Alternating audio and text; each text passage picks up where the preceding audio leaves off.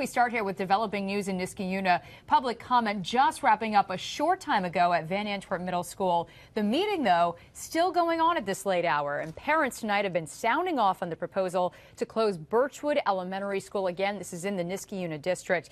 Our Brandon Lewis was at tonight's meeting at Van Antwerp Middle School, and he's joining us live outside the building. Brandon, where does the decision stand now tonight? Dory, they seem to be very close on deciding to table this for another week. We just got outside about 5 minutes ago, and the board right now, by my count, about 3 board members right now in favor of tabling this, saying there is a lot to go through.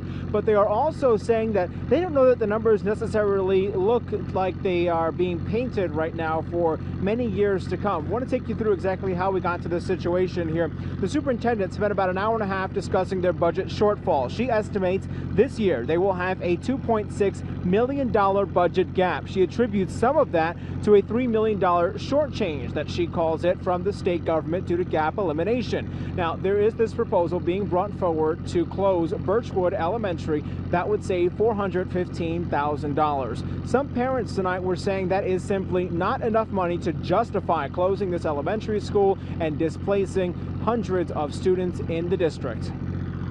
I think I was surprised to consider that they were considering closing an elementary school when even on their line items the money saved from closing an elementary school was less. And even when the budget passed, we still didn't consider closing a school.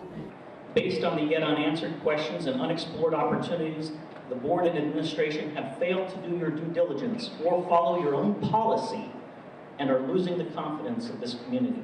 But would you be willing to pay more in taxes if that meant keeping the school open? I would, but honestly, for $415,000 out of, I understand that's a lot of money, but they are doing this without hearing back from the legislature in response to Governor Cuomo. And now the board will, if they do decide to table this, they plan to spend the next week or so looking over what the public had to say and trying to come up with some other options of how they can not only curb this budget shortfall, but also look for ways that they can end up looking into this for the future. We will, of course, post what happens at the meeting on CBS6Albany.com and on my Twitter page, CBS6 Brandon. Reporting live in Niskayuna, Brandon Lewis, CBS 6 News.